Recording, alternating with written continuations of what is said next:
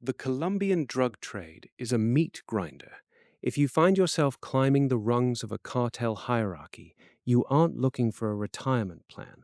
You are looking for an expiration date. The life of a narco is defined by a brutal, predictable geometry. You start at the bottom, you take risks, you get noticed, and then, statistically, you vanish. To understand how you would die, we have to look at your rank, because in the cartel world, your title dictates exactly how your life ends. Let's start at the base. You are a recruit. In the heyday of the Medellin cartel, you were a sicario, a hitman in training. You are 18 years old, you have a motorcycle, and you are fueled by the promise of easy cash. You aren't a soldier, you are a disposable asset. Your primary threat isn't the police, it's the competition. If you are a street-level dealer or a low-level courier in a place like the Comuna 13 in Medellin, you die in a drive-by. It is quick, it is loud, and it is usually forgotten within 24 hours. You are an anonymous casualty of turf wars, killed by a rival gang member who is just as expendable as you are. Now, move up. You've survived the street. You are now a middle manager. You handle logistics. You supervise the caletas, the underground caches where the product is hidden. You have a salary now, and you have responsibilities. But this is the most dangerous transition point in the hierarchy. You know where the money is, and you know who is moving it. Your death changes from a random act of violence to a calculated business decision. If you are a logistics manager, you die because you failed to protect a shipment. If 10 kilos go missing, the cartel doesn't audit you. They purge you. You disappear into the Colombian countryside. You are taken to a remote location, likely forced to dig your own grave, and executed with a single shot to the back of the head. This isn't personal, it's inventory management. In the 90s, the body count for this middle tier was astronomical. Hundreds of mid-level managers were simply erased to prevent them from becoming informants.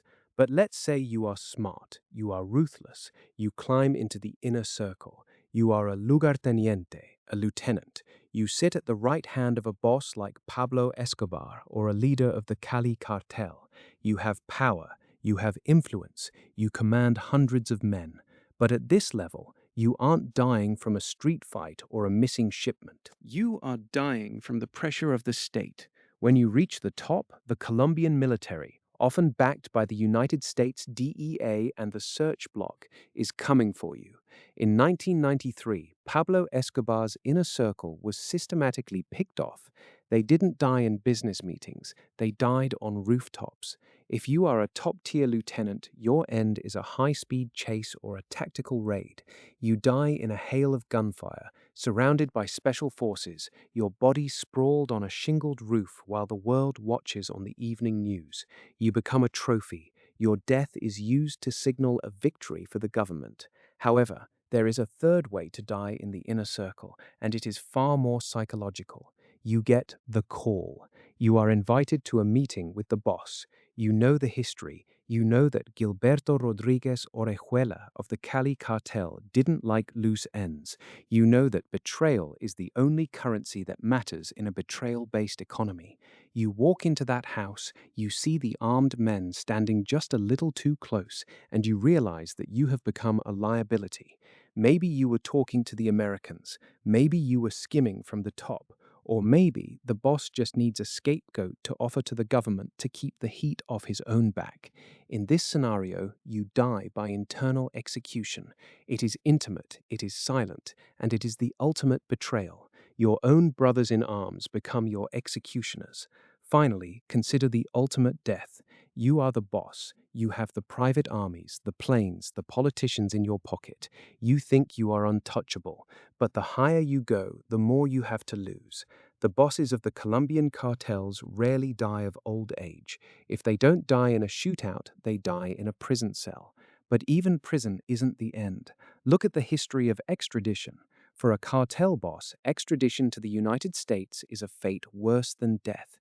It is the loss of the world you built. You go from a god in the jungle to a number in a supermax facility in Colorado. You die in a sterile, concrete box miles away from your home, forgotten by the people who once feared you.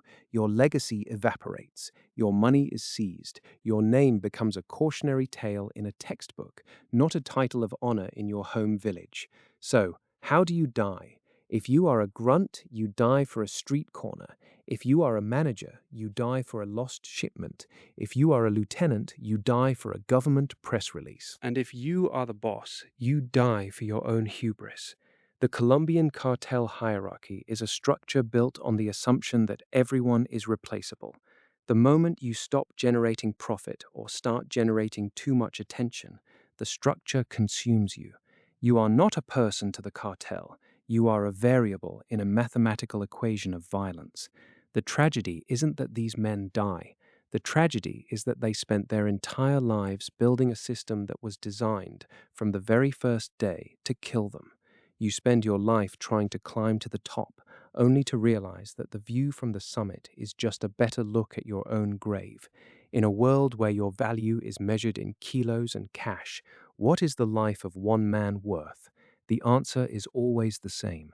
It is worth exactly as much as the next person willing to take your place.